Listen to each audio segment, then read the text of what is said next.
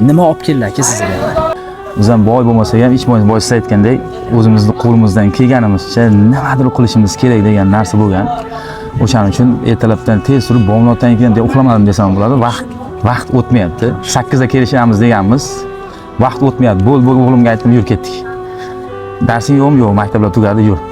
Biz sen bilan zo'r joyga boramiz dedim. Yur dedim, oboraman degandan keyin orzaman.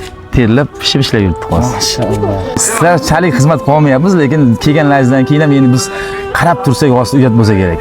O'shaning uchun gulistonlarga aytamiz, kelish kerak. Keyingi yana yilga yoki shunaqa holatga variantimiz bo'ladimi, yo'q bilmaymiz. O'shaning uchun vaqti keldi.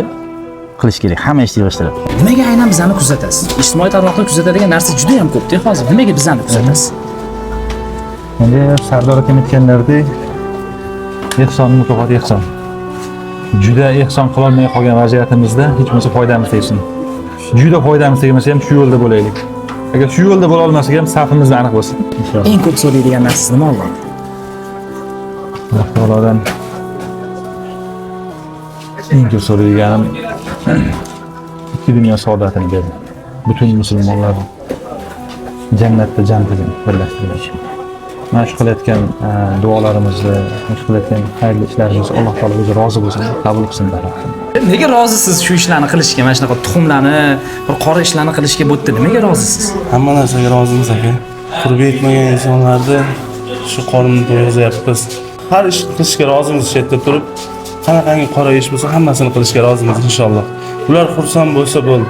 Ertaga inshaalloh qiyomat kuni oldimizga chiqib, shu aka menga shu narsalarni olib kelgandi deb, mana qilsa Allohning oldida ham yuzimiz yorug' bo'ladi inshaalloh.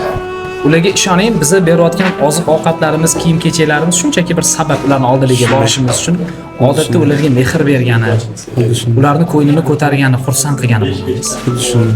Nima deb erkalatasiz, nima deb yupatasiz ular? Inshaalloh bolam, qizim, Alloh biz bilan, hech qachon o'ksinmaylar. Doimo Alloh biz bilan deyiladi bo'ldi. Boshqa gap so'z bo'lishi mumkin emas. Chunki ming uni yupatganingiz bilan, ming boshqa qilganingiz bilan ham baribir uni ko'ngli o'ksik-da aka.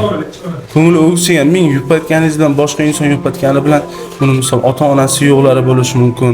Ota-ona o'rnini bosa olmaysiz hech qachon.